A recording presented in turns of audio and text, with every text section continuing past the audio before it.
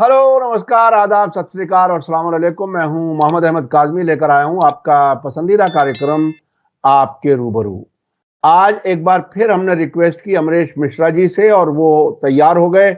हम उनके शुक्रगुजार हैं। अमरीश मिश्रा जी ने जिस मजबूती से अपनी बातें कही हैं वो जो दूसरी तरफ वाले लोग हैं उन्हें पसंद नहीं है, जिसकी वजह से उनके 2 चैनल बंद हो चुके हैं।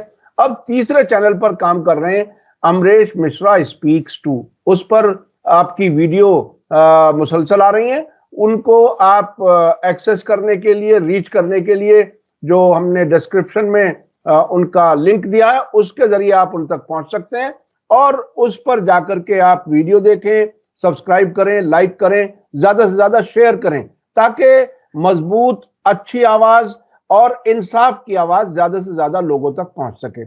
आज हम अमरीश मिश्रा जी से जो हम बात कर रहे हैं वो ये कि पांचवा एक दौर कहा जाए, 5वीं बार कैदियों की अदला बदली हो चुकी। आखिर में जो 3 इजरायली फौजियों को छोड़ा है उनकी टनल से वीडियो आ चुकी। देखिए कितना, एक तरह से आम जहन से अगर सोचा जाए तो वो कितना रिस्क ले रहे हैं, क्योंकि जंग तो उन्हें आइंदा भी लड़नी है, लेकिन वो ये बता रहे हैं कि हमारा कंट्रोल कितना मजबूत है। और अब इस सैटरडे की अदला बदली के बाद में नेत्जरिम कॉरिडोर जो है वहां से इजरायली फौजी वापस हो गए और वहां जश्न का माहौल है। एक डेवलपमेंट और हो रहा है। मैं आमतौर पर ऐसी चीजें रिपोर्ट करने में जरा बचता हूं, उसे शिया सुन्नी कह करके लोग समझ लेते हैं, लेकिन लेबनान सीरिया बॉर्डर पर बहुत कुछ हो रहा है। वहां वहां एचटीएस के खिलाफ हमले हैं और बहुत ही दिलचस्प बात है कि एचटीएस ने एक नक्शा भी जारी कर दिया है जिसमें गोलान हाइट्स सीरिया का हिस्सा नहीं है। अलेक्जेंड्रेटा जो तुर्की के हाथ में है वो सीरिया का हिस्सा नहीं है। यह भी सब हो रहा है, यानी पूरी तरह से इजरायली प्लान पर अमल हो रहा है दमिश्क में बैठ करके। ये बहुत बड़ी चीज है। उसके अलावा ये बहुत से ऐसे एक्स यानी ट्विटर के यूजर्स हैं जो ये लिख रहे हैं कि यही काम 2011 से करना चाहता था अमेरिका और इजराइल, जो अब दमिश्क में बैठ करके हो रहा है। ईरान के लीडर आयतुल्लाह खामेनाई से मिलने के लिए हमास का एक बड़ा सीनियर लोगों का, लीडर्स का डेलीगेशन मिला है और जितने पुरतपाक अंदाज में मिला है वो वीडियो भी हम आप तक पहुंचा रहे हैं। किस तरह से उन्होंने कुरान की आयत का जिक्र करके बताया है कि हमास ने अमेरिका और इजराइल दोनों को एक तरह से हराया है। इन सारे इश्यूज पर बात करेंगे। ये इलाका किस तरफ जा रहा है, क्या कुछ हो रहा है। अमरीश मिश्रा जी, वेलकम है आपका। मीडिया स्टार वर्ल्ड को आप समय दे देते हैं, उसके लिए बहुत बहुत शुक्रिया। आप ये बताइए कि अब क्या कुछ नजर आ रहा है, क्या हालात हैं। ये जो हमास इतनी मजबूती से वीडियो जारी कर रहा है और उस तरफ लेबनान सीरिया बॉर्डर पर बहुत कुछ हो रहा है, क्या कुछ, किस तरह से देख रहे हैं हालात को? सबसे पहले तो देखिए, एक बात यह है कि गाजा पर हमास का ग्रिप ज्यादा से ज्यादा स्ट्रांग होता जा रहा है।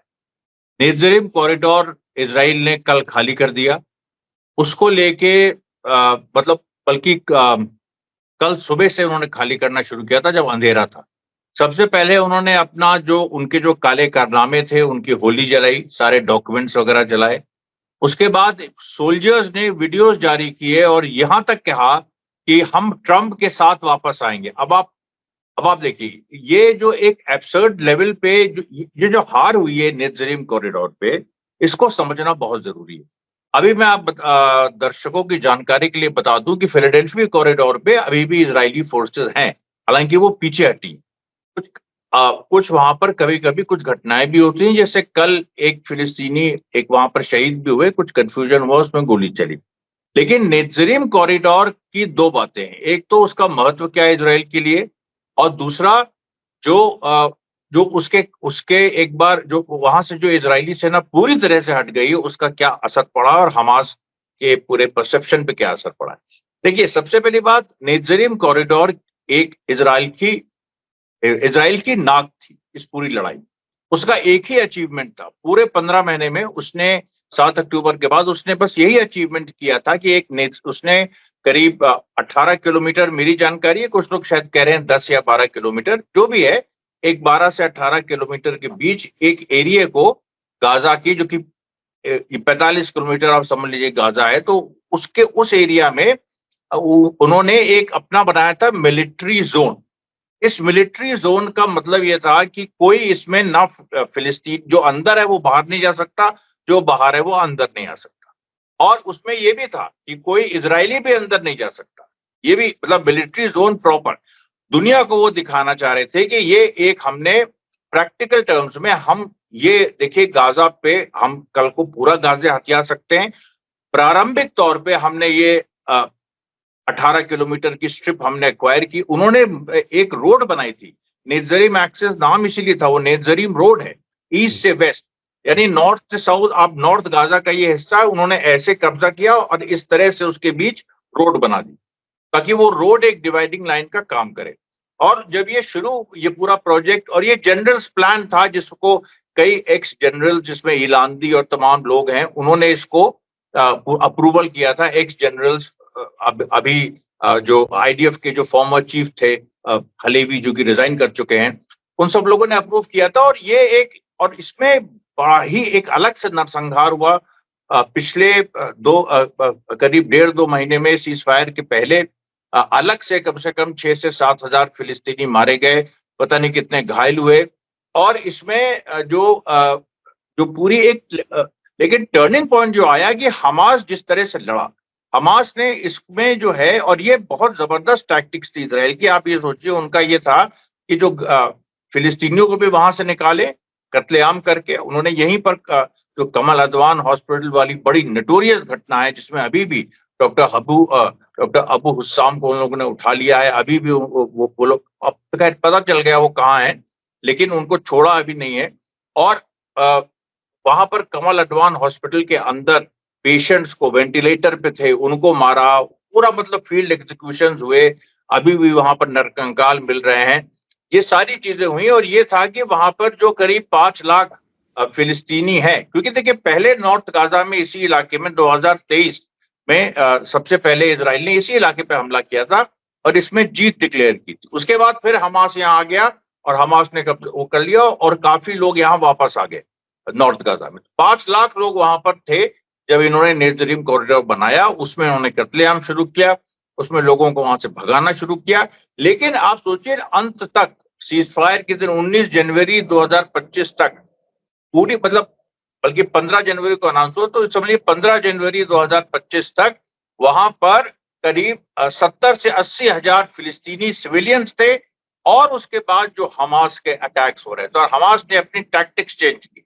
हमास ने उस तरह, क्योंकि इजराइल ये समझ रहा था कि हमास अभी तक 15 महीने, जो इसके 2 महीने हटा दीजिए, 13 महीने हमास बेसिकली गुरिल्ला स्टाइल में लड़ रहा था, और अलग अलग तरह से अर्बन एरियाज में वो टनल से निकल के मारना, फिर गायब हो जाना, जहां आईडीएफ आईडीएफ के हिसाब से जो दुश्मन है वो दिखते नहीं थे, और हमास ने उसमें कामयाबी हासिल की। जब इन्होंने इस तरह से एक चैलेंज दिया कि यहाँ आके दिखाओ, अब हमने ये कब्जा कर लिया है, हम यहाँ फिलिस्तीनियों को हटा देंगे, और या फिर जो रहेंगे उनको हम सिक्योरिटी बबल्स में बना देंगे। यहाँ तक की तैयारी हो गई थी, सिक्योरिटी फर्म से, ये कंस्ट्रक्शन फर्म से बात हो गई थी।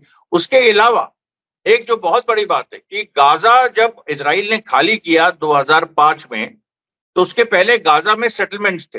2005 में उन्होंने वो जूइश सेटलमेंट्स हटा दिए थे। अभी जो उन्होंने नेत्जरीम कॉरिडोर बनाया, इसमें बकायदा जो जूइश सेटलर्स फोरम की एक महिला है, उनका दौरा हुआ।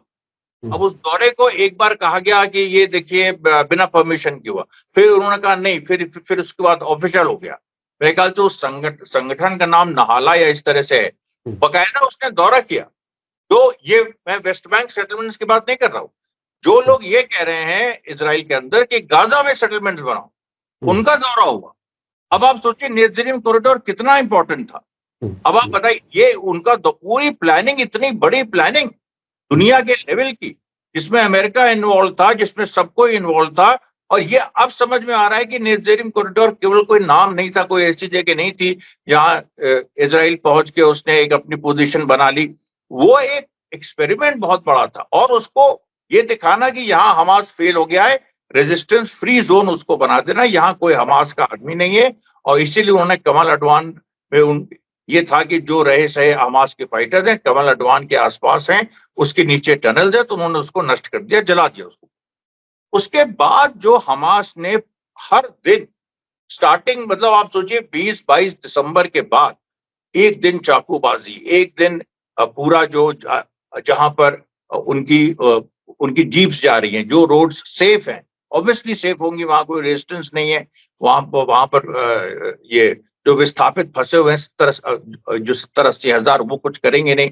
वहां पर एक्सप्लोसिव्स, उसके बाद जो टनल्स डिस्ट्रॉय हो चुकी हैं, उन टनल से निकल के मारना, ये जो, और उसके बाद लगा, और तो ये हमास ने मैसेज दिया, इस बार हम मार के पीछे नहीं हट रहे हैं, जैसे हिट एंड रन जो क्लासिक गुरिल्ला टैक्टिक्स होते हैं, हिट एंड स्टे, हम मार के वही हैं।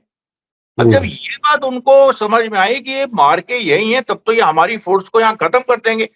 बेसिकली आईडीएफ का मोरल गिर गया, आईडीएफ ने स्टैंड ले लिया कि हम यहाँ पर इस तरह से नहीं लड़ पाएंगे।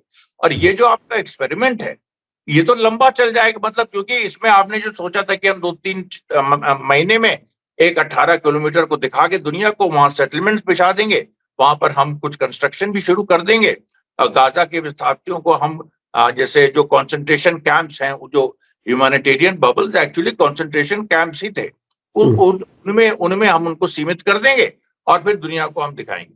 ये पूरी जो टैक्टिक्स है, ये हमास के एग्रेशन, हमास के अटैक, और जो उससे एक तरह से आप सोचिए वही स्थिति थी कि जैसे अगर कोई पोजीशन जर्मनी डिफेंड कर रही हो सेकेंड वर्ल्ड वॉर में, कोई सेना जो है एलाइड फोर्सेस, उसको ओवररन कर दिया, उस तरह की स्थिति है। हमास ने ओवररन कर दिया अपनी तरह से, कोई बड़ी फौज लेके नहीं, लेकिन अपनी तरह से इधर पूरा घेरा डाल के अलग अलग समूह लड़ते रहे। उन्होंने ये लेकिन दिखाया कि हम तुम्हारे पास पहुंच गए और हम यहीं रहेंगे, और अब तुम लड़ो, अब तुम यहाँ भी 1 साल लड़ो। इससे ही पूरा अनर्व हो गए इजराइल, उसको समझ में आ गया और वो नेज़ेरिम एक्सिस से हट गई। तो अभी जो हो रहा है नेज़ेरिम एक्सिस पे, आप देखिए बहुत बड़े संख्या में वहां पर लोग जा रहे हैं, वहां पर पूरा समतल इजराइल ने कर दिया है, वहां पर नरकंकाल मिल रहे हैं, जो पूरा जो इन लोगों ने जेनोसाइड किया है उसका प्रूफ मिल रहा है। सबसे बड़ी बात कि आप सोचिए कि वो वहां सलादीन स्ट्रीट है, उस सलादीन स्ट्रीट जो है वो वहां से ह्यूमैनिटेरियन एड भी आती थी नॉर्थ से, एक तो साउथ से आती है और एक नॉर्थ से आती है। अब साउथ में अभी भी फिलाडेल्फिया कॉरिडोर है, वहां से एड आ रही है, लेकिन फिर भी इजराइल कुछ ना कुछ वहां बदमाशी करता है।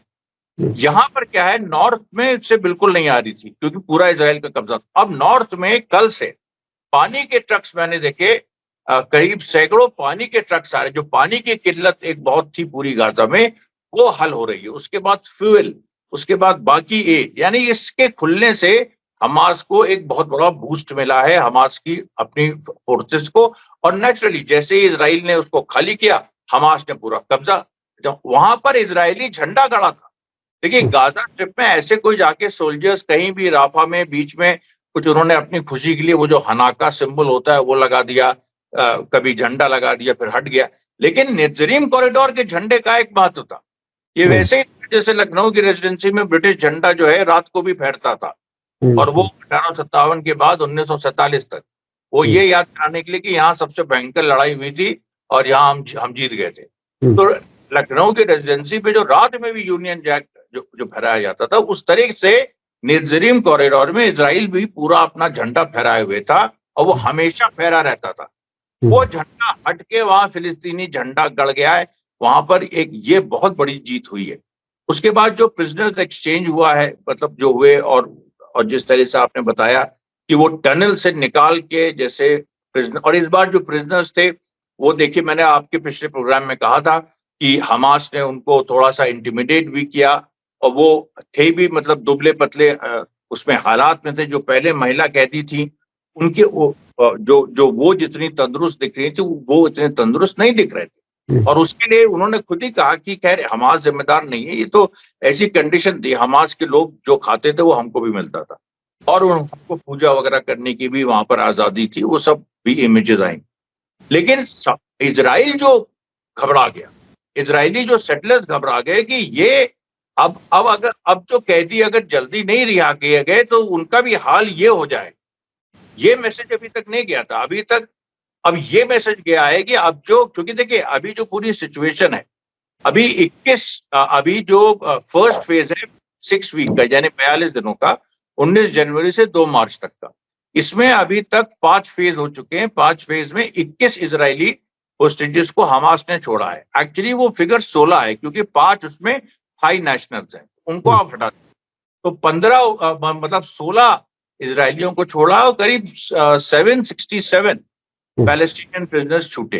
तो 16 और 767 अभी फर्स्ट फेज में, यानी 2 मार्च तक 33 और इजरायली होस्टेजेस छूटने हैं, और जिसके बदले 850 करीब फिलिस्तीनी कैदी छूटेंगे। तो करीब टोटल 1500 मतलब 1500 से 1600 1700 फिलिस्तीनी कैदी छूटेंगे। और इसमें लास्ट मिनट नेगोशिएशन भी होता है, किसी का कोई इधर उधर भी इसमें थोड़ा बहुत होता है, ज्यादा नहीं, जैसे हमने अभी तक देखा है।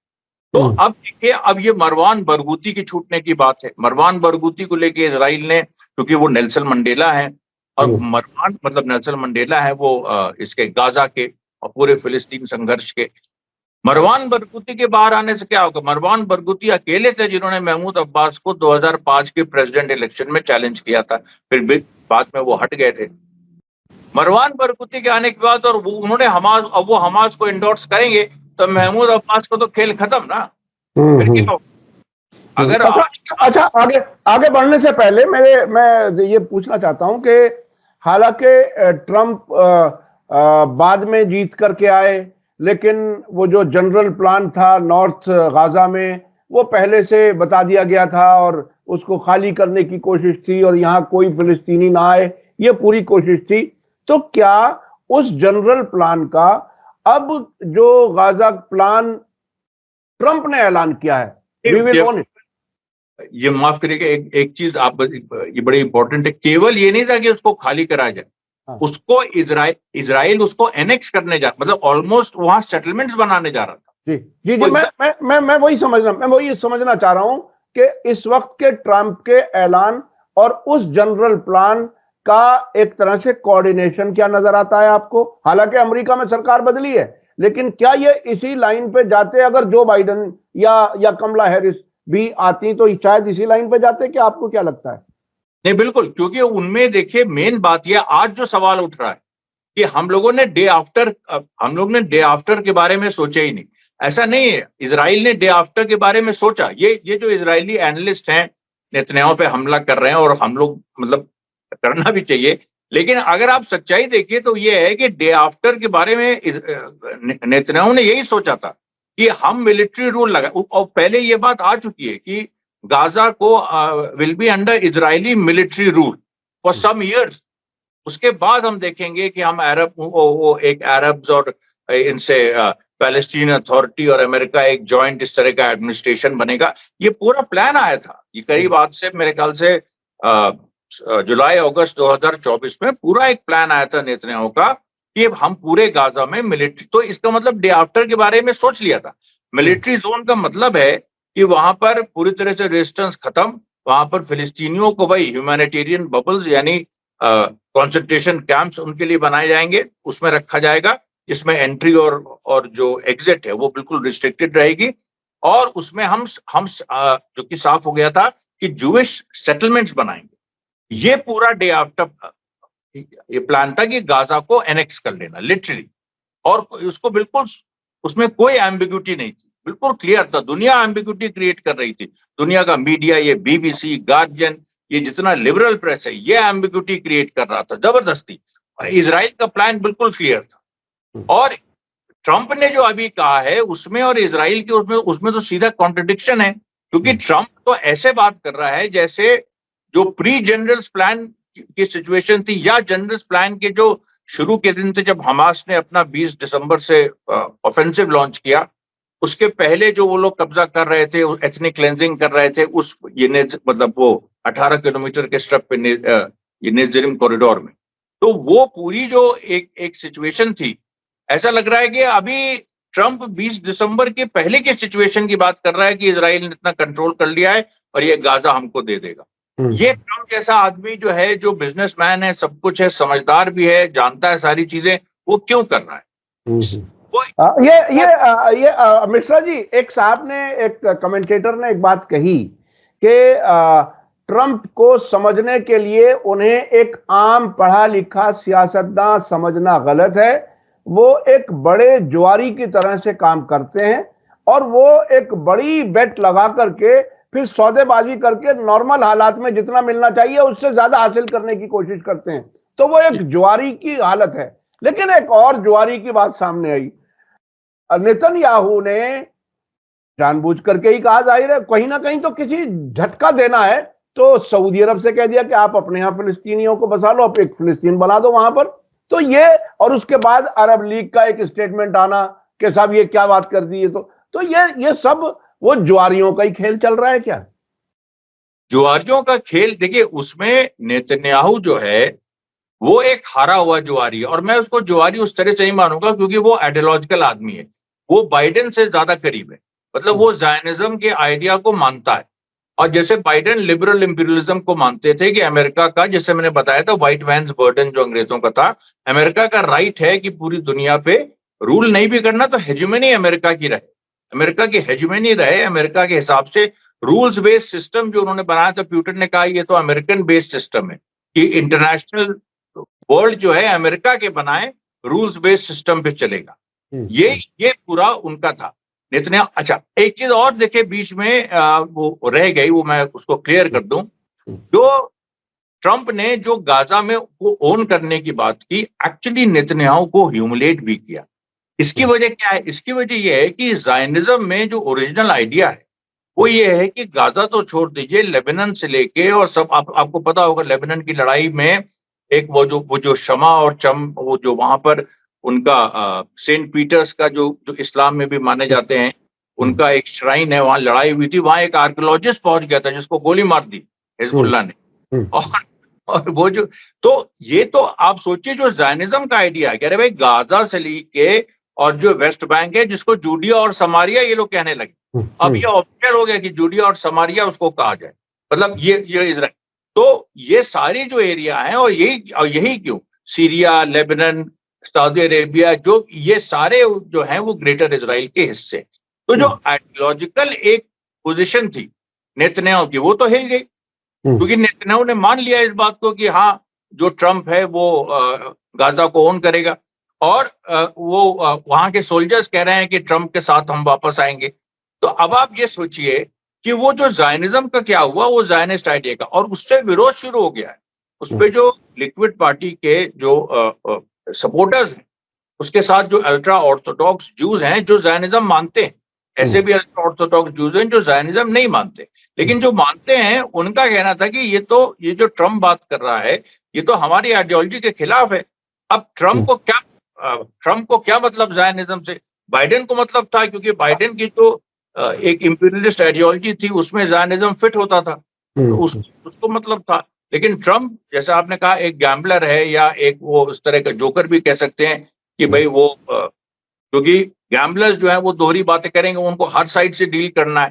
गैम्बलिंग ऐसे तो होती नहीं है कि आप देख के चलिए, आप नेतन्याहू से आप कुछ उससे डील कर रहे हैं तो आप नेतन्याहू के दुश्मन से भी डील कर सकते हैं, हमास से भी आप डील कर सकते हैं। हमेशा वो एंगल ट्रंप ने छोड़ा हुआ है। देखिए उसकी बातचीत में एक हिंट रहता है कि वो हमास से भी डील कर सकता है, और इसी की तरफ वो ये ट्राई करेगा। आप देखिएगा दुनिया में जो अभी दूसरा बवाल होगा वो यही होगा, जब इजरायली कहेंगे कि ट्रंप ने हमारी पीठ पे चूरा भोग दिया। वो जरूर 100%, क्योंकि अभी देखिए सिचुएशन ऐसी है कि गाजा के पूरे गाजा स्ट्रिप पे हमास का कंट्रोल है। फिलाडेल्फी कॉरिडोर आखिरी बचा है, उसको भी इजराइल को खाली करना है 2 मार्च के पहले, वो भी खाली हो जाएगा। अब जब तो बात खत्म होगी ना फिर कि वहां पर किसका कंट्रोल है, क्या है, वापस जाने की कोई अभी बात नहीं। बल्कि ट्रंप ने कहा है कि नहीं, अभी तो एक फेज है, 2 मार्च को खत्म हो गया, उसके बाद 2 और फेजेस हैं, जिसमें अभी ये फिलिस्तीनियों, ये हमास के पास कुछ और कैदी हैं, और डेड बॉडीज का आदान प्रदान होना है। अभी डेड बॉडीज बहुत सारी हमास के पास हैं, उनका आदान प्रदान होना है। और कुछ डेड बॉडीज बड़े उनकी हैं जो हमास ने 7 अक्टूबर में मारे थे, उनको ले आया था। वो डेड बॉडीज का भी दोनों तरफ से आदान प्रदान होना है और उसके साथ परमानेंट सीज फायर पे बात होनी।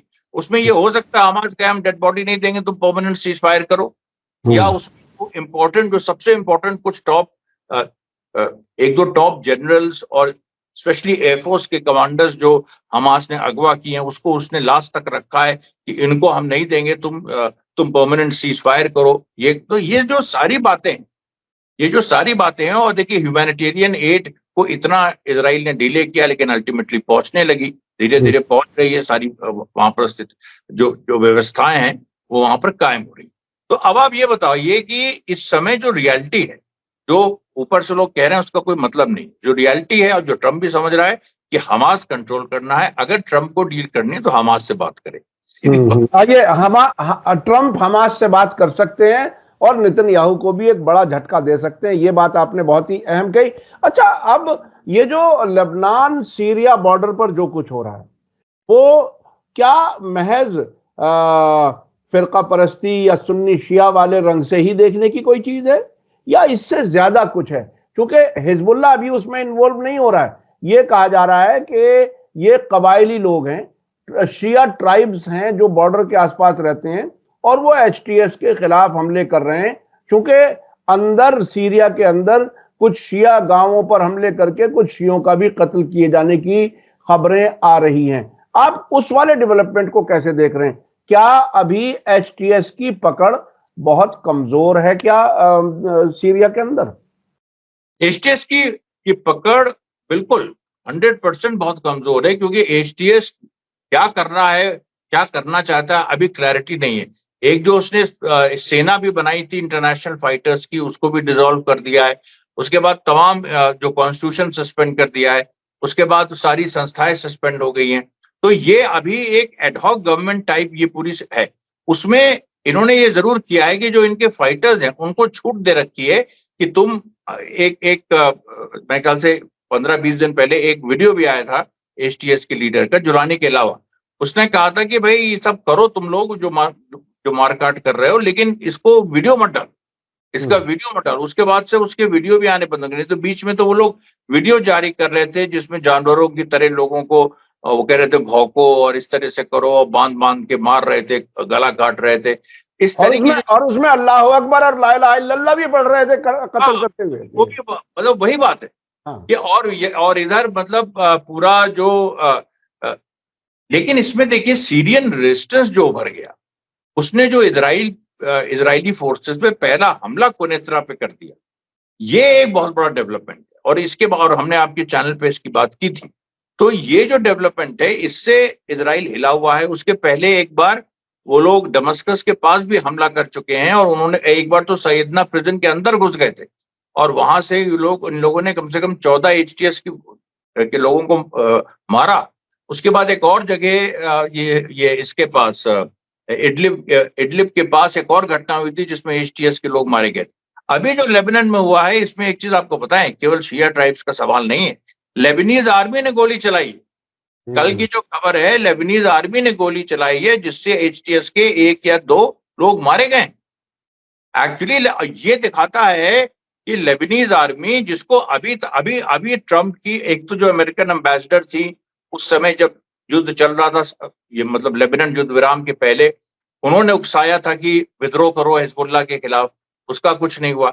अभी जो ट्रम्प की एनवॉय गई वो भी महिला है, उसने भी कहा कि हिजबुल्लाह को हटाओ, हिजबुल्लाह को लेबनी मतलब जो लेबनान से हिजबुल्लाह को हटाओ। लेकिन लेबनीज आर्मी तो गोली चला रही है एचटीएस पे, और उसके साथ जो जोसेफ आउन प्रेसिडेंट है वो इजराइल को एनिमी नेशन कह रहे हैं। ये और उसके साथ साथ एक और वाकया हुआ है सर, ये दबाव डाले जाने के बावजूद अमेरिका की तरफ से कि हिजबुल्लाह अमल मूवमेंट यानी जो रेजिस्ट कर रहे हैं उनको हुकूमत से बाहर रखो, उन्होंने 6 मिनिस्ट्रियां दी हैं, 6 मिनिस्ट्रियां, जिसमें से 4 अमल मूवमेंट को और 2 हिजबुल्लाह को। और हिजबुल्लाह ने अपने वॉलंटरीली अपने मेंबर पार्लियामेंट की तादाद के मुकाबले में कम यानी रखे हैं, लेकिन काफी इंपॉर्टेंट मिनिस्ट्रियां हैं जो लेबनान की मिनिस्ट्रियां दी गई हैं और अमेरिका देखता रह गया। उसका प्रेशर नहीं चला, ना प्रेसिडेंट पर ना प्राइम मिनिस्टर पर लेबनान के। तो ये भी एक बड़ा झटका है। तो यानी खुद लेबनान की सरकार भी उस रेजिस्टेंस का बाकायदा हिस्सा मजबूती से बन रही है, जिससे वो बचाने की कोशिश कर रहे थे। यही बात है। और ये हिजबुल्लाह का और ईरान का बहुत बड़ा अचीवमेंट है, क्योंकि ये जो वेस्ट जानता था लेबनीज सिविल वॉर हुई है, सेक्टेरियन लाइंस पे हुई है, शिया सुन्नी क्रिश्चियंस, और उसने वही यही सोचा था। अब ये पता नहीं मतलब ये लोग कि तब वो मतलब 1970s की बात थी, फिर जब से इजराइल ने लेबनान पे कब्जा किया तब एक कंसेंसस बना लोगों में कि इजराइल को यहाँ से जाना चाहिए। लड़ाई भी हुई है, वो लड़ाई हिजबुल्लाह ने लड़ी, बाकी लोगों ने नहीं लड़ी। 2000 में इजराइल ये वापस हुआ, फिर 2006 में दूसरी जंग हुई, उसमें भी एक तरह से हिजबुल्लाह की जीत हुई। अब सवाल यहाँ पर यह आ गया कि हिजबुल्लाह की जो एक्सेप्टेंस है वो देखिए, एक क्रिश्चियन प्रेसिडेंट भी उसको उसने सपोर्ट मांगा। बिना हिजबुल्लाह के सपोर्ट से वो प्रेसिडेंट बनता भी नहीं, क्योंकि प्रेसिडेंट का कोई डायरेक्ट इलेक्शन वहां नहीं होता है। वहां पर जो नेशनल असेंबली है 128 मेंबर्स की, वही तय करती है, जिसमें हिजबुल्लाह और उसकी सपोर्टिंग पार्टीज की एक थिन मेजोरिटी है। तो ये जो देखिए ये जो पूरा सिनारियो है इसमें, और लेबनीज आर्मी देखिए वो भी उसमें भी ऐसे ही ये डिवीजन है 30-30-30 करके। तो उसमें जो बहुत सारे और खासतौर पे क्रिश्चियन एलिमेंट्स जो ये लोग सोच रहे थे, अमेरिका सोच रहा था कि किसी न किसी पॉइंट पे जब सीज फायर के दौरान, जो 60 दिन का सीज फायर पहले था अब वो 18 फरवरी तक हो गया है, उस दौरान लेबनीज आर्मी और हिजबुल्लाह में गोली चले, कुछ इस तरह की उल्टा हो गया। जनता आगे आ गई तो लेबनीज आर्मी को जनता को सपोर्ट करना पड़ा, और इजराइल पीछे हट गया। करीब अब 10-11 गांव में वो है अभी भी, और उसमें 18 फरवरी, आज देखिए 10 फरवरी हो ही गई, तो 18 फरवरी में अब कितने दिन बचे? तो उसके बाद इजराइल को जाना ही पड़ेगा, पीछे हटना पड़ेगा, वो कोई भी शगुफा छोड़े, कोई ऐसी स्थिति नहीं बन रही। तो मैं वही कह रहा हूं कि जो फिर से बता रहा हूं कि सीरिया में HTS के लोगों पे गोली चलाना, ये सीधे वेस्ट को एक चैलेंज करना है। उन लोगों को जान से मारना, ये सीधे वेस्ट, क्योंकि वेस्ट के सबसे स्ट्रॉन्ग एलाइज इस समय वेस्ट एशिया में सऊदी अरेबिया वगैरह, आप देशों को छोड़ दीजिए, लेकिन वो HTS है। HTS वेस्ट का सबसे स्ट्रॉन्ग एलाई है, और उस पे गोली चलाना, उस पे मारना, ये अच्छा। अर्दोगन ने भी देखिए अभी जो ट्रंप के स्टेटमेंट को कंडेम किया, उसने कहा कि नहीं, इस तरह से ये मतलब फिलिस्तीनियों का इनएलिएनेबल राइट है कि वो अपनी जगह अपना सेल्फ डिटर्मिनेशन करें, और उनका ये राइट है। और इसके अच्छा, तो अर्दोगन की भी का भी जो फोकस हो रहा था सीरिया, अब वहां अर्दोगन भी फंसा है, क्योंकि वहां पर जो कर्डिश फोर्सेस हैं उससे एक वहां पर स्टेलमेट बना हुआ है। अमेरिका जो है वो कभी इधर होता है कभी उधर होता है, क्योंकि वो मतलब कर्ड्स के प्रति भी वो जवाब दे। अगर अमेरिका, क्योंकि स्पेशली यूरोपियन लॉबी, जो नेटो की यूरोपियन लॉबी है, वो कर्ड्स के साथ बहुत मतलब डीप उनके मतलब संबंध है। उधर आईसिस के 10,000 लोग हैं, उनके परिवार हैं जो कर्डिश एरिया में कैद हैं।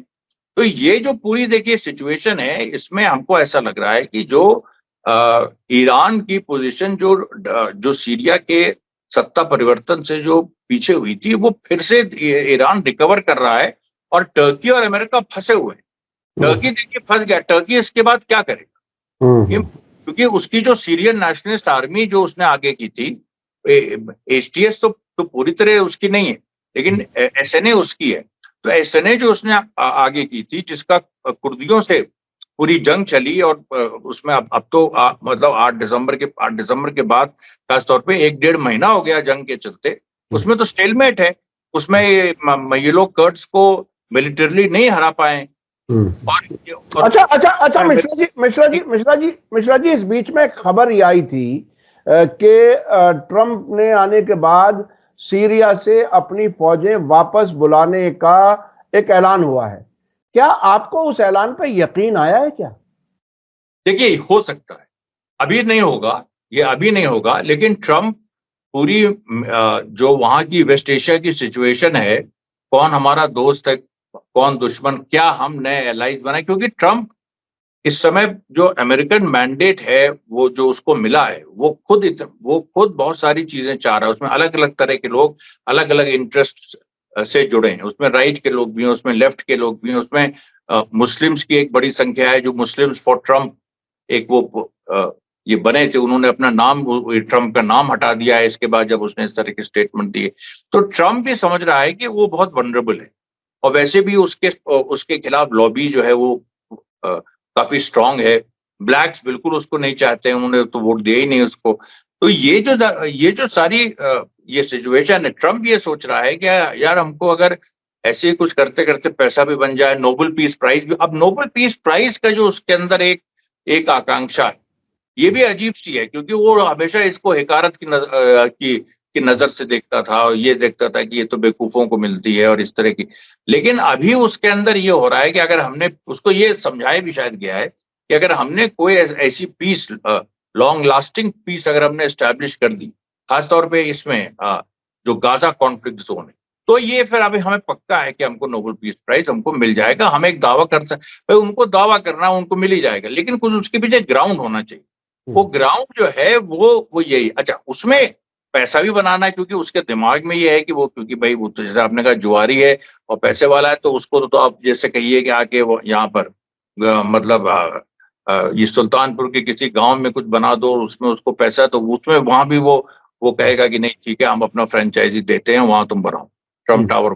तो ये जो देखिए पूरी एक हालात है, मुझे लग रहा है कि ये सीरिया से ट्रूप हटाएगा एक्चुअली इसके पास। और अमेरिकन नहीं, मैं सुनिए सर, सीरिया से ट्रूप हटाने में जो मुझे एक लॉजिस्टिकल प्रॉब्लम नजर आ रही है, अगर मैं वॉशिंगटन में बैठ करके सोचूं, वो ये है कि जब अमेरिकी फौजियों की पिटाई होती है इराक में, तो ये मूव करके सीरिया में चले जाते हैं।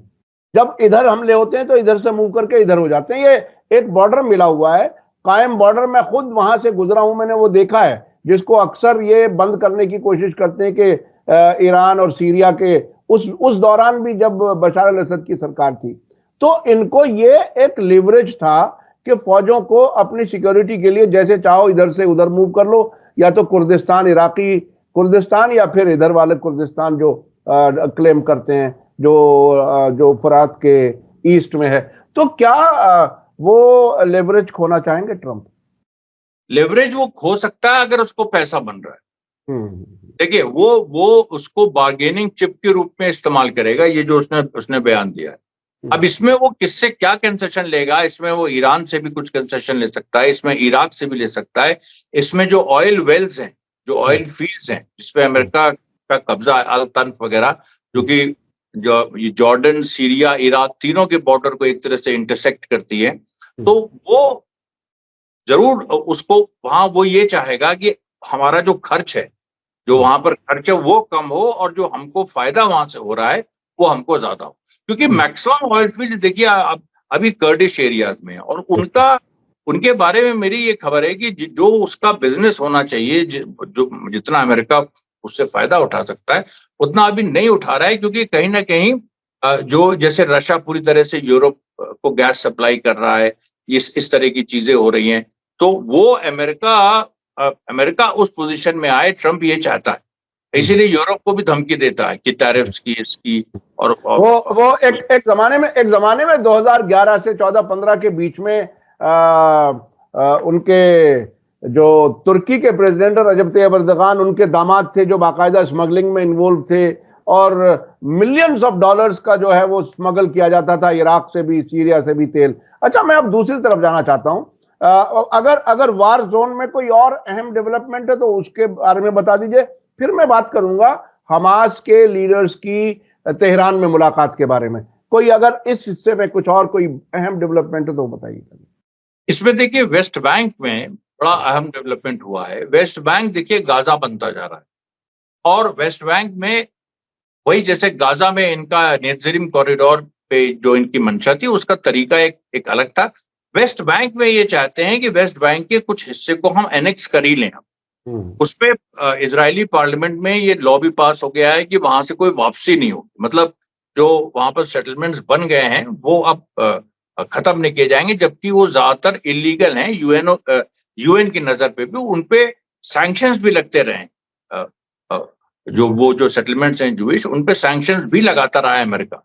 अब सवाल यहाँ पर ये है कि जब तो इसको ये बढ़ाना चाहते हैं, ये चाहते हैं और एरियाज में, जैसे ट्यूबस के तमूम को इन्होंने आइडेंटिफाई किया है कि वहां की फिलिस्तीनी को हम डिस्प्लेस करें, तो वहां बड़ा एक वहां पर कत्लेआम उस तरह से नहीं हो रहा है क्योंकि अभी एरियल अटैक्स वहां नहीं हो रहे हैं, लेकिन वहां पर घर उड़ाए जा रहे हैं। जमीन वहां पर आप देखिए जेनिन में कम से कम 40 से 50 घर उड़ाए जा चुके हैं। अब ये घरों को उड़ाने का क्या क्या मकसद है? ये तो यही है ना, वहां कोई उस तरह कि आप ज्यादा से ज्यादा जमीन आप एक्वायर करिए। कुछ सेटलमेंट्स का नाम ट्रम्प सेटलमेंट्स रखने की भी बात आ गई कि ट्रम्प सेटलमेंट्स वहां पर इस तरह से बनेंगे और ये सारी चीजें। लेकिन रेजिस्टेंस का जो फाइट बैक है, अभी देखिए वो पिछले 4 या 5 दिन से वो सघन हुआ है।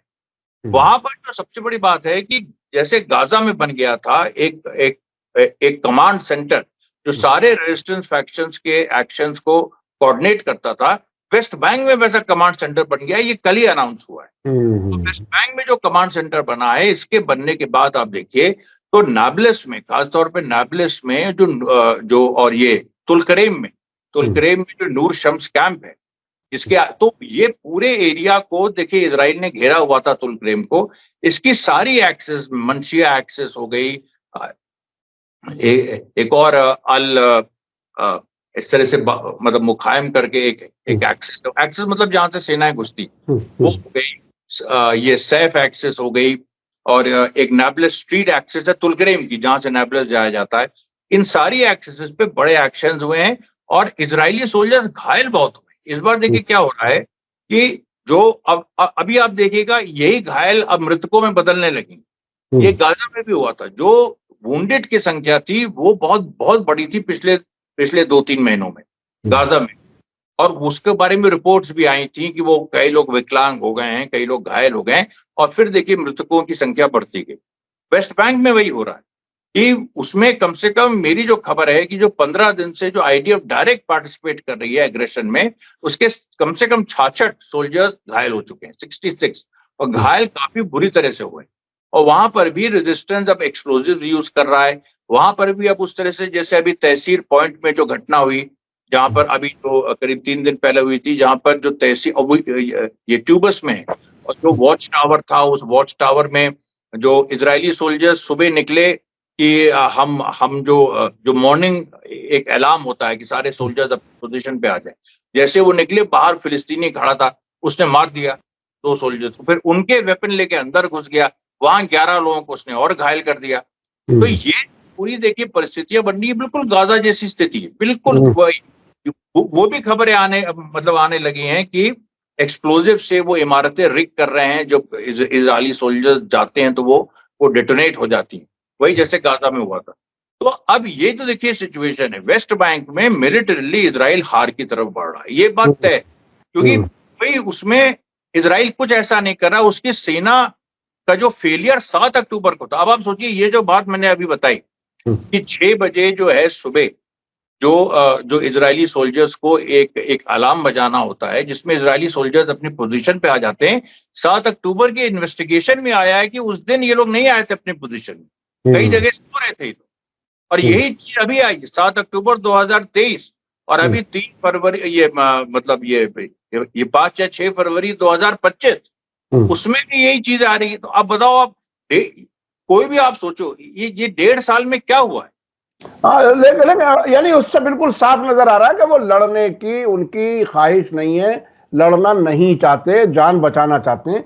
अच्छा, अब एक मैं आगे बढ़ने से पहले याद दिला दूं कि हर्जी हलेवी की जगह जो नए फौज के सरबराह आए हैं, उन्होंने 3 दिन पहले ये बाकायदा बयान दिया है कि जो तादाद इजरायली फौजियों के मरने की और जख्मियों की बताई गई है अब तक, वो गलत है, उससे कहीं ज्यादा मरने वालों की तादाद है।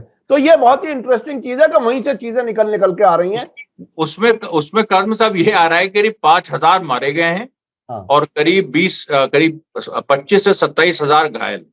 जी। ये अपने आप, और अगर उसमें और जो सरकारी तौर पर बताया गया था वो कितना था? वो है अभी भी 879 है। हाँ, यानी 1,000 से भी कम बताया गया, और 5 गुना से ज्यादा लोग मारे गए हैं। ये बहुत ही इंटरेस्टिंग है। अच्छा, अब मैं चलना चाहता हूं, आज थोड़ी सी लंबी बात हुई है और हमारे दर्शकों के कहने की वजह से हुई है कि वो ज्यादा से ज्यादा सुनना चाहते हैं अमरीश मिश्रा जी को। आखिरी सवाल है वो ये कि ऐसे वक्त में जब हमास मजबूती अपनी दिखा रहा है ग्राउंड पर गाजा में, फौजियों को छोड़ते हुए बाकायदा वो एक मीडिया इवेंट बना करके पूरी दुनिया को दिखाता है, और उसने पूरी दुनिया को, मीडिया को अपने हक में इस्तेमाल करने का सलीका भी सीख लिया। इसके बारे में पहले भी बात हुई थी।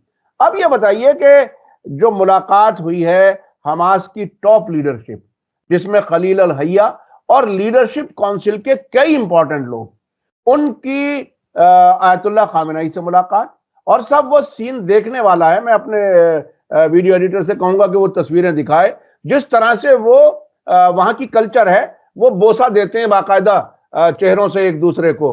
तो उस तरह से खड़े होकर के आयतुल्लाह खामेनेई ने उनका इस्तकबाल किया और उनसे बैठ के जो बातें की वो भी बहुत ही कमाल की थी। तो ये बिल्कुल डर नाम की चीज कहीं नजर नहीं आ रही, ना हमास के अंदर और ईरान के अंदर तो कोई मतलब ही नहीं। इसको आप किस तरह से देख रहे हैं? दुनिया तो देख रही है ना कि ये मुलाकातें भी हो रही हैं, आगे की तैयारी भी कुछ है, तो क्या कुछ है, इसे कैसे देख रहे हैं? ये देखिए, ये मतलब एक तो ये है कि जो ईरान चाहता था वेस्ट बैंक में रेजिस्टेंस ऑर्गेनाइज हो, स्थापित हो, वो हुआ है। लेकिन ये जो मीटिंग है, ये इस मीटिंग के एक मतलब बहुत दूरगामी परिणाम निकलने वाले हैं। उसकी वजह यह है कि हमास गाजा में जीत चुका है, वेस्ट बैंक में भी कल जीत ही जाएगा, और ये बात सही है कि पैलेस्टीन जो एक पैलेस्टीनियन स्टेट है उसको बनाने की तरफ भी हमास बढ़ सकता है। वो जो बीच के, जो गाजा वेस्ट बैंक के बीच का इलाका है। आपको एक बात बताएं, एक बड़ी इंपॉर्टेंट बात है जिसपे किसी ने ध्यान नहीं दिया। एक इजरायली एनालिस्ट ने कहा, एक इजरायली एनालिस्ट ने एक बड़ी इंपॉर्टेंट बात कही। उसने कहा कि जब 7 अक्टूबर को 2023 अगर उस दिन उसी समय हिजबुल्लाह भी हमला कर देता तो Hezbollah and Hamas would have met at Tel Aviv. माने तेल अवीव का, और सच में तेल अवीव का रास्ता उस दिन खुला था, इधर साउथ से हमास, नॉर्थ से हिजबुल्लाह। वो लोग तेल अवीव पहुंच जाते, उसके बाद कुछ भी होता, उसके बाद कुछ भी हो सकता था। अमेरिका अपना वो करता, ये करता, पर वो पहुंच जाते तेल अवीव। जैसे Saigon Vietnamese forces Tet offensive में पहुंच गई थी 1968 में, और वो जीती 1975 में। लेकिन उन्होंने वहां पहुंच के दिखा दिया कि हमारी कैपेबिलिटी क्या है, और अमेरिका उसके बाद से जो साइकोलॉजिकल ब्लो लगा वो कभी उससे उबर नहीं पाया। तो ये जो एक बात है कि इजराइल, पहली बार दुनिया के सामने जो बात आ रही है कि इजराइल वल्नरेबल है। दूसरी बात सामने आ रही है कि ईरान एक बड़ी मिलिट्री और पॉलिटिकल फोर्स बनता जा रहा है, और वो रेजिस्टेंस, मतलब उसकी आइडियोलॉजी नहीं है, उसकी फिलॉसफी नहीं है, और उसकी फिलॉसफी है कि रेजिस्टेंस को हम पूरी दुनिया में हम कैसे फैलाएं। और उसने डिफाइन कर दिया है कि अमेरिका इजराइल के खिलाफ, यही चीज जो कभी कम्युनिस्ट मतलब कहा करते थे, अमेरिकन इंपीरियलिज्म को टारगेट करते थे, सबसे बड़ा दुश्मन मतलब बताते थे। अब ये जो इधर जो ज़ायनिज्म का राइज हुआ है, और ज़ायनिस्ट आइडियोलॉजी एक वेस्टर्न इंपीरियलिज्म की आइडियोलॉजी से नत्थी हो गई है, तो वो एक जो उसके खिलाफ जो ईरान की एक कंसिस्टेंट पोजीशन है। ईरान एक स्टेट है और जो खुद भी मजबूत हो रहा है, दुनिया भी देख रही है कि हथियारों से हर तरह से मजबूत हो रहा है, रशिया से लेके तमाम देश उसके साथ डिफेंस पैक्ट में जा रहे हैं। तो ये जो देखिए एक ये जो स्पेसिफिक मीटिंग थी, इसमें एक तो खमैनी साहब को ये भी दिखाना था कि किस तरीके से हमास, मतलब ईरान का जो हाथ है पूरी तरह से हमास के सर पे है, क्योंकि सीरिया के बाद बहुत तरह, मतलब सीरिया की घटनाओं के बाद बहुत तरह की भ्रांतियां फैलाई गई, बहुत तरह की बातें हुई कि ईरान वहां से हट रहा है। चलो अब इवन सीज फायर के बाद एक हिस्सा जो है कुछ सुन्नी थिंकर्स का, उन्होंने यहां तक कह दिया कि ये जो हमास जीता है बहुत अच्छी बात है, अब ईरान का इन्फ्लुएंस कम होगा। ये भी एक बात है कि कम से कम ईरान इससे, उनका मतलब अजीब ऑब्सेशन है। और इसमें सऊदी अरेबिया का नाम नहीं लूंगा, किसी और का नहीं, क्योंकि उन लोगों ने अभी तक ऐसा कुछ दिखाया नहीं। और सऊदी अरेबिया की ईरान से एक अभी ठीक ठाक चल रही है। अभी तो यूएई और ईरान ने कुछ साथ में नेवल एक्सरसाइजेस भी किए, अभी नेवल एक्सरसाइजेस दोनों की हुई, तो इसलिए हम वहां नहीं कहेंगे। लेकिन एक स्कूल ये कहने लगा था, और उसको और उन सारी चीजों को इस मीटिंग ने भी, जो क्योंकि ये मल्टी फेसेटेड मीटिंग थी, इसके कई सिग्नल्स, मतलब मल्टी डायमेंशनल आप कह सकते हैं, कई इसमें से सिग्नल्स निकलते हैं, लेकिन इसमें एक ये बहुत इंपॉर्टेंट ये था कि ईरान और हमास अब कितना क्लोज आ गए, और उसको बार बार एफर्म करना जरूरी है। वो अलग बात है कि वो एक लंबा इतिहास है और ये, लेकिन मतलब ईरान लगातार हेल्प कर रहा है 2008-2009 के बाद से, उसके पहले भी उसने हेल्प किया था, लेकिन खास तौर पे उसके बाद से। तो ये जो पूरी एक सिचुएशन है उसमें देखिए ये इसके मायने हैं। एक इसका पॉलिटिकल मीनिंग गया है कि एक्टर्स ऑफ रेजिस्टेंस मजबूत हुआ है, अमेरिका इजराइल को वो चैलेंज करेगा, और दूसरा ये है कि जो भी इस तरह के सेक्टेरियन जो डिविजन हैं ये पूरे हुए हैं, और ईरान ने जो अपना मैसेज दिया है कि हम एक दुनिया में एक रेवोल्यूशनरी फोर्स है। मैंने पिछली बार भी कहा था कि जो पहले खुमैनी साहब कहते थे तो उस समय वो कम्युनिकेट उतना नहीं होता था, क्योंकि उसमें कोई मतलब सीधे ईरान का रिश्ता किसी रेजिस्टेंस फोर्स के साथ उतना स्ट्रांग नहीं था 1990s में, मतलब विजिबल नहीं था। अब वो विजिबल हो गया, अब वो इतना विजिबल हो गया है कि अब ये मैसेज जो है कायदे से जा रहा है, जो कि इरानियन रेवोल्यूशन का शायद मकसद था कि एक रेवोल्यूशनरी रेजिस्टेंस अमेरिका और इजराइल इंपीरियलिज्म के खिलाफ डेवलप। ये बहुत ही अहम बात है, क्योंकि जिस मजबूती से ईरान ने शुरू में इनकलाब के बाद कहा कि अमेरिका बड़ा शैतान है और इजराइल जो है वो इस इलाके में कैंसरस ट्यूमर है, वो स्ट्रेस करता है, और उसी नजरिए की बुनियाद पर इतनी रेजिस्टेंस फोर्सेस को मजबूत भी कर दिया। ये एक बहुत बड़ा अचीवमेंट है, और 46वीं सालगिरह मनाई जा रही है इस वक्त ईरान की रेवोल्यूशन की, और जिस तरह से उनके यहाँ खुशियां मनाई जा रही हैं। मैं अभी देख रहा था, अभी हमारे एक दोस्त तेहरान में रिपोर्टिंग कर रहे थे, उन्होंने इसी वक्त की वीडियो भेजी, तो जितनी खुशी मनाई जा रही है, पिछली रात में जितने फायरवर्क्स छोड़े गए हैं, पूरे ईरान के अलग अलग शहरों से वीडियोज आ रही हैं, वो बहुत ही कमाल की है, और वो ये जाहिर कर रहे हैं कि हम मजबूत हैं, और हम जिस रास्ते पर हम चल रहे हैं, मजलूम का साथी और जालिम के खिलाफ, वो उनका शायद कारवां और बढ़ता जाएगा। इसी के साथ मैं अपने दर्शकों से बताऊं कि आज तकरीबन 50 मिनट मैंने बात की, और जानबूझ करके की है, क्योंकि आप लोग बहुत कुछ सुनना चाहते हैं अमरीश मिश्रा जी से। आखिर में मैं फिर याद दिलाऊंगा, Amrish Mishra speaks to YouTube channel, उस पर अब उनकी बहुत सी वीडियो आती हैं, उसको आप जरूर सब्सक्राइब करें, लिंक डिस्क्रिप्शन के साथ में है। इसी के साथ मुझे दीजिए इजाजत। धन्यवाद, शुक्रिया, जय भारत, जय हिंद। मीडिया स्टार वर्ल्ड के और वीडियो देखने के लिए हमारे चैनल को सब्सक्राइब करें और सीधे नोटिफिकेशन पाने के लिए बेल आइकन दबाएं। और अगर हमारी खबर सच्ची और अच्छी लगे तो अपने व्हाट्सएप, इंस्टाग्राम, फेसबुक और ट्विटर अकाउंट पर जरूर शेयर करें।